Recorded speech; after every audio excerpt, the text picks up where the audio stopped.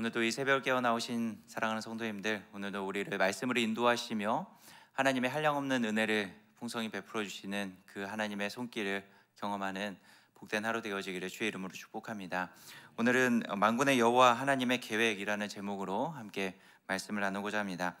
여러분, 혹시 시험 보신 기억 있으신가요? 예전에 그 시험 봤던 예전 학창 시절의 기억을 한번 되돌아보면은 시험이라는 것을 우리가 준비하죠. 굉장히 열심히 준비할 겁니다. 어떤 문제가 나올지 모르기 때문에 이것저것 배운 것, 안 배운 것 다 뒤져서라도 다 공부하고 최선을 다해 준비해 나아가겠죠. 필요하면 암기도 하고 반복 학습을 하면서 여러 가지 공부들을 할 것입니다.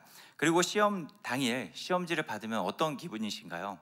공부를 많이 한 사람이든 못한 사람이든 어찌됐든 떨립니다. 왜냐하면 시험이기 때문이죠. 어떤 문제가 나올지 알지 못하기 때문에 시험지를 받는 순간, 또 시험지를 받기 전까지 굉장히 떨리는 마음으로 그 시험에 임하게 될 것입니다. 그리고 아마 시험 준비를 잘해온 친구들은 떨리지만 한 문제 한 문제 그가 공부했던 것들을 가지고 나아가겠고, 공부를 안 한 친구들, 저 같은 친구들은 굉장히 한숨을 푹푹 쉬면서 이거 어떻게 또 답을 하나님의 은혜로 잘 맞춰 나아가야 될까에 대한 고민을 하겠죠. 근데 만약 이런 시험을 앞두고 있는 사람에게 정답지가 주어진다면 어떻겠습니까? 처음에 그 떨리는 마음이 시험이라는 긴장감 때문에 떨림이 아니라 아마 이 정답지가 과연 맞을 것인가에 대한 떨림을 가지고 시험에 임하게 될 것입니다. 근데 한 문제 한 문제 풀어나가다 보니까 그 정답지가 맞는 거죠. 그러면 떨림이 아니라 담대한 가운데 그 시험을 치루어 나가게 될 것입니다. 아마 우리의 삶 가운데 여러 가지 문제들이 계속해서 눈앞에 놓여지게 됩니다. 이 문제들을 풀어가려고 우리는 많은 노력들을 하게 될 것이고 애씀도 열심히 내게 될 것입니다. 그런데 이런 노력과 애씀이 어느 순간에는 이 문제들을 해결하는 실마리가 되어지기도 하지만은, 그러나 아무리 노력하고 애쓴다 할지라도 그 문제가 절대 해결되어지지 않을 것 같은 그런 상황들을 만날 때도 있다라는 것입니다. 이런 막막함과 사방이 막혀진 것 같은 그런 상황을 만난다 할지라도 우리는 답안지에 손을 넣고 안도할 수 있는 이 시험을 보는 학생들처럼 담대하게 나아갈 수 있는 존재들이라는 것입니다. 왜 그런가요? 우리 해답이시며 우리의 진리이신 우리의 하나님 아버지가 나와 함께하고 계시기 때문입니다. 그분께서 나와 함께하고 계시기 때문에 우리는 이 혼돈과 같은 이 세상 가운데 살아간다 할지라도 그 하나님과 함께 동행함으로 말미암아 답안지를 손에 넣고 담대하게 나아갈 수 있는 학생처럼 이 믿음의 삶을 살아내 나아갈 수 있게 되는 것이죠. 이 만왕의 왕께서 우리에게 지금 계속해서 살펴보고 있는 바벨론의 멸망에 대해서 말씀해주고 있습니다. 예레미야 50장을 우리가 지난 수요일부터 계속해서 살펴보고 있는데 바벨론의 멸망에 대해서 쭉 말씀해 나아가고 있습니다. 근데 이 바벨론의 멸망의 이유에 대해서 두 가지 정도로 요약할 수 있겠습니다. 교만과 우상 숭배를 했기 때문에 지금 이 바벨론을 멸망당하게 될 것이다 라고 말씀하고 있죠. 오늘 본문에서도 이 교만과 우상 숭배에 빠져있는 이 바벨론이 어떠한 재앙을 당하게 될 것이고 그들에게 어떠한 재앙이 임하게 될 것인지에 대한 말씀이 나타나고 있습니다. 그들에게 칼과 가뭄을 통하여서 점하는 자, 용사들 모두 어리석은 자들이 되고 떠는 자들이 될 것이고, 그들이 그렇게 모아놨던 보물들이 다 없어질 것이며 가뭄으로 인하여서 어려움을 겪게 될 것이다 라는 것을 말씀해주고 있고, 더 나아가 그렇게 강력한 나라를 이루었던 이 바벨론이 북방 민족 바사가 일어나서 그들을 멸망시킬 것이다 라는 것을 말씀해주고 있습니다. 오늘 말씀 가운데 하나님께서 이 만왕의 왕이신 하나님께서 온 열방을 어떻게 이끌어 가시는지를 같이 함께 살펴보려고 합니다. 우리 먼저 45절 말씀을 다시 한번 볼까요? 45절입니다. 시작. 그런즉 바벨론에 대한 여호와의 계획과 갈대 사람의 땅에 대하여 품은 여호와의 생각을 들으라. 양떼의 어린 것들을 반드시 끌어가고 그들의 초장을 황폐하게 하리니. 아멘. 하나님께서 이 온 열방을 어떻게 이끌어 가시냐면 여호와의 계획과 여호와의 생각을 들으라라고 말씀하고 있습니다. 하나님은 이 열방을 이끌어 가시면서 그저 즉흥적으로 이끌어 가시는 것이 아니라 하나님의 완전한 계획하심과 하나님의 생각 가운데 이 모든 것들을 이끌어 가시며 인도해 가신다라는 것입니다. 하나님은 바벨론에 대한 계획을 명확하게 가지고 계셨습니다. 그 계획은 바사를 세워서 바벨론을 무너뜨리는 것이었죠. 이 계획은 실제로 실행되었고 바벨론은 무너지게 되었습니다. 사실 지금 바벨론은 최대 강국이었습니다. 어느 누구도 건드리지 못할 완벽한 나라였죠. 그들은 강력한 군사력을 가지고 있었고 또 강한 힘을 가지고 있었습니다. 그리고 또한 그들이 살고 있었던 성은 완전한 난공불락과 같은 아마 불가사의한 그런 건축수를 가지고 지어진 성이었습니다. 그래서 이 바벨론에 살고 있었던 사람 또한 바벨론의 침공을 받아서 그들 아래 포로에 생활하고 있었던 모든 사람들이 동일하게 생각했을 것입니다. 이 바벨론은 절대 무너지지 않을 것이다 라고 생각을 했던 것이죠. 그런데 41절에 보면은 이렇게 이야기합니다. 보라, 한 민족이 북쪽에서 오고 큰 나라와 여러 왕이 충동을 받아 땅끝에서 일어나리니 라고 말씀합니다. 하나님께서 메대 바사의 연합군들을 일으켜서 고레스 왕을 세워주십니다. 그리고 그 고레스 왕이 일어나서 바벨론을 치게 될 것이다 라는 것이 하나님의 계획이었던 것이죠. 근데 그 당시 이 연합군, 북쪽의 나라들이 충동을 받아서 일어난 이 연합군들의 왕이었던 고레스는 어떠한 생각을 가지고 바벨론을 쳤을까요? 가장 강한 나라였던 이 바벨론의 나라를 그들의 연합군의 힘으로써 쳐서 새로운 왕국을 일으킬 계획을 가지고 아마 이 전쟁을 치러 나아갔을 것입니다. 고레스는 단지 자기의 계획을 가지고 바벨론을 치고자 했던 것이죠. 그리고 전쟁을 치렀고 바벨론을 무너뜨렸습니다. 그래서 고레스는 자기의 계획이 세워졌다라고 생각을 했을 것입니다. 그러나 여러분, 큰 그림으로 이 모든 것들을 보면은 하나님은 고레스의 계획을 하나님의 계획을 이루는 도구로서 사용하신 것입니다. 고레스의 계획이 아니라 하나님의 계획이 이루어진 것이죠.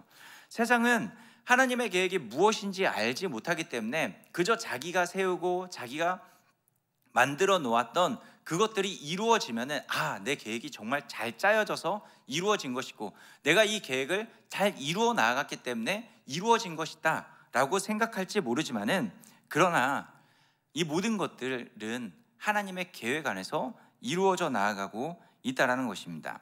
이렇게 고레스에 의해 무너진 이 바벨론이 또다시 무너지는 장면이 요한계시록에 나옵니다. 요한계시록 18장 2절 말씀을 같이 함께 보면은 이렇게 볼까요? 힘찬 음성으로 외쳐 이르되 무너졌도다 무너졌도다 큰 성 바벨론이여, 귀신의 처소와 각종 더러운 영이 모이는 곳과 각종 더럽고 가증한 새들이 모이는 곳이 되었도다. 아멘.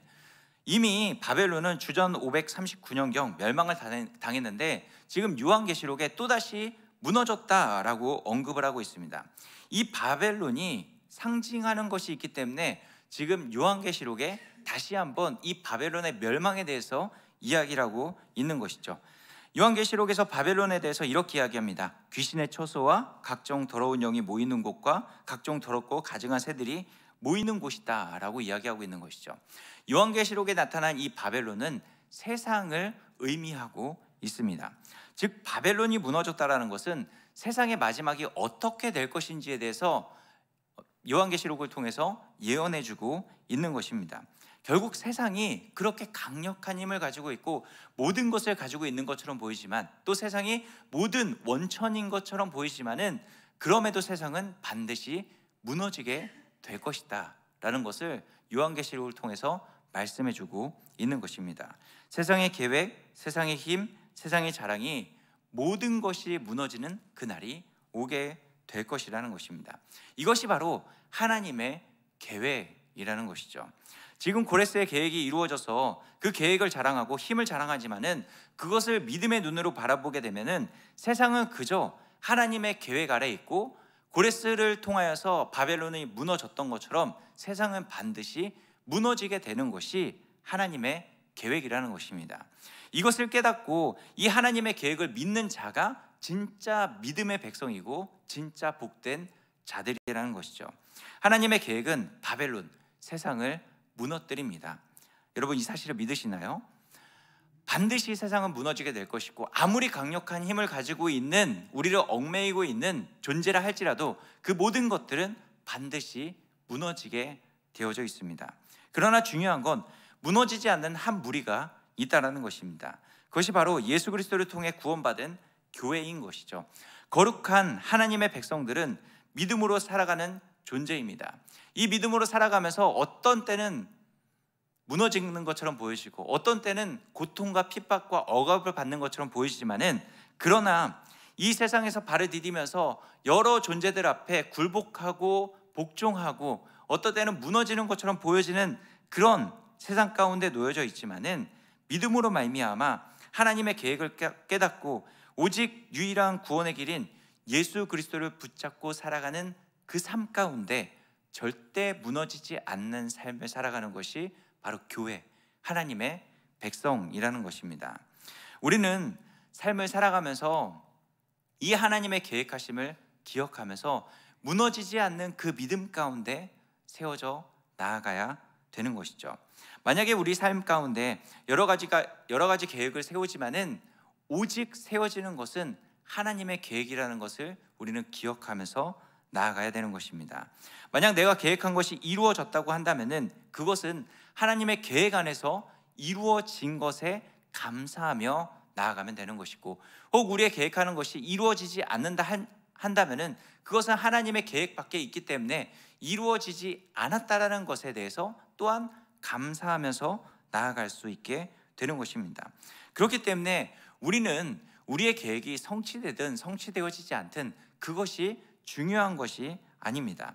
우리가 기도해야 되는 것은 오직 하나님의 계획이 하나님 우리 삶을 통해서 또 우리 교회를 통해서 우리의 믿음의 지체들을 통하여서 이루어지길 원합니다 라고 하는 그 기도의 제목을 가지고 나아가면 되는 것이죠. 더 나아가 하나님 우리가 나아가는 그 걸음걸음을 통하여서 하나님의 계획이 이루어지는 것을 믿음으로 받아들이고 믿음으로 바라볼 수 있는 은혜를 더하여 주십시오. 그래서 믿음으로 그 하나님의 계획하심 가운데 순종해 나아가는 우리의 모습이 되게 해 주십시오 라고 하는 기도의 제목을 가지고 나아갈 수 있어야 되는 것입니다. 우리가 이 하나님의 계획을 알지 못하게 된다면 세상의 실체를 올바로 깨닫지 못하게 될 것이고, 더 나아가 이 하나님의 계획을 알지 못하게 된다면 세상 가운데서 우리가 어떻게 구원을 얻었고 또 어떻게 구원을 받게 될 것인지에 대해서 올바로 깨닫지 못하게 될 것이기 때문에 믿음의 삶을 온전히 살아내지 못하게 될 것입니다. 그렇기 때문에 우리는 이 하나님의 계획이 무엇인지 말씀을 통해서 끊임없이 깨달아 알아가는 자리가 필요한 것입니다. 이 하나님의 계획을 깨닫게 되었다면 우리는 그 하나님의 계획 가운데 우리의 믿음을 세워나가고 그 하나님의 계획 가운데 믿음으로서 반응해 나아가면서 그 하나님의 계획만이 오롯이 세워지기를 기대하고 소망하면서 순종의 걸음을 옮겨 나아가야 되는 것입니다. 여러분, 만약 여러분들이 어떤 깊은 구덩이에 빠졌다고 한번 생각을 해보십시오. 그 구덩이는 도저히 혼자의 힘으로 빠져나올 수 없는 깊은 구덩이입니다. 그런데 그 구덩이가 계속해서 무너지고 있습니다. 여러분, 만약에 그런 상황 가운데 빠져 있다면 어떠한 소망을 가지시겠습니까? 여기서 구원해 주길 간절히 소망할 겁니다. 그런데 그 구덩이에서 우연치 않게 금은 보화를 발견한 겁니다. 이 구덩이에 빠져 있지만 금은 보화를 발견했습니다. 어떨까요? 땡 잡았다 생각하시겠습니까? 아마 잠시는 기뻐하겠죠. 와, 여기에 금은 보화가 있다고? 이걸 가지고 세상 밖으로 나가게 된다면, 이 구덩이에서 나가기만 한다면 나는 새로운 삶을 살게 될 것이다 라고 생각하겠죠. 그러나 무너지고 있는 구덩이 안에서 금은 보화는 사실 아무 의미가 없습니다. 그 인생에서 가장 의미 있는 것은 그곳에서 구출되는 것이죠. 만약에 누군가의 도움으로 구출되었다면 어떤 삶을 살아가겠습니까? 그를 구원해준, 그를 구출해준 그 사람에 대한 감사함으로 살아갈까요? 아니면 그 구덩이에서 미처 가지고 나오지 못한 금은 보화에 대한 아쉬움만 가지고 살아갈까요? 어떻겠습니까? 아마 그런 상황 가운데 구출받았다면 구출해준 사람에 대한 감사를 하게 될 것입니다. 감사합니다. 나를 구원해줘서 너무나도 감사합니다 라고 하겠지만은 그 감사는 아마 잠시이겠죠. 어떤 마음이 들까요? 그곳에서 가지고 나오지 못한 금은 보화에 대한 미련 때문에 후회와 왜 그걸 가지고 오지 못했을까에 대한 생각으로 가득 채워지게 될 것입니다. 이것이 아마 인간이 추구하고 있는 본성의 모습일 것입니다. 여러분, 나를 구원하여 주신 이 예수 그리스도, 이 무너질 세상에서 또 무너지고 있는 이 구덩이에서 우리를 구원해 준 이 예수님에 대해서 우리는 지금 어떠한 반응을 하고 있습니까? 주님께서 나를 사망에서 구원하여 주신 그 생명의 주라는 믿음을 가지고 주님만을 높이고 주님만을 찬송하고 주님과 동행하는 삶을 살아오고 계십니까?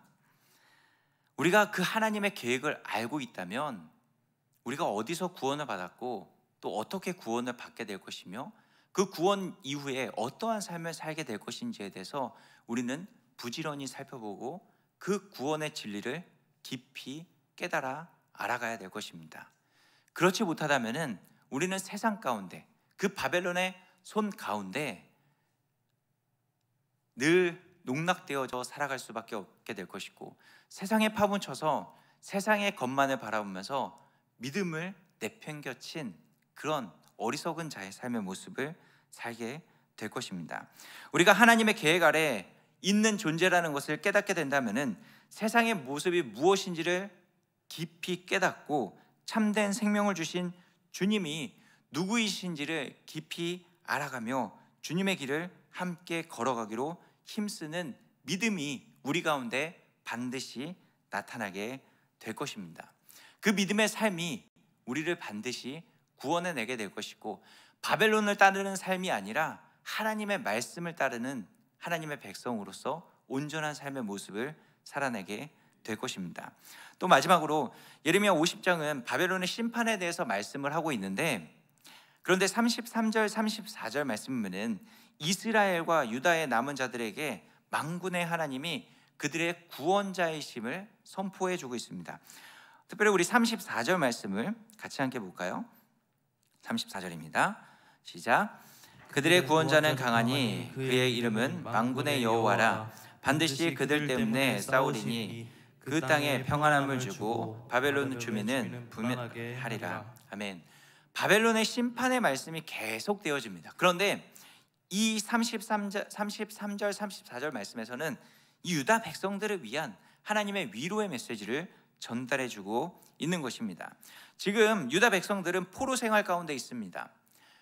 지금 이스라엘 땅은 질이 멸렬해져 있는 상태 가운데 놓여져 있습니다. 그런데 그들을 찾아가셔서 그들에게 말씀해주고 있는 것이죠. 지금 바벨론의 심판의 메시지는 반드시 이루어질 것이다라는 것을, 이 바벨론은 반드시 무너지게 될 그 하나님의 계획이 그들 가운데 있다라는 것을 다시 한번 말씀해주고 있습니다. 그런데 이 모든 일을 누가 행하시나요? 만군의 여호와 하나님께서 반드시 그들을 위해서 싸우실 것이다 라는 것을 말씀해주고 있습니다. 그들을 싸운 힘이 없고 포로 생활 가운데 그들의 힘은 너무나도 약해져 있지만은 그러나 그들의 구원자이신 그 하나님께서 그들의 구원을 위해서 반드시 싸우실 것이다 라는 것을 말씀해주고 있는 것입니다. 지금 유다 눈에 가장 힘센 자들은 누구일까요?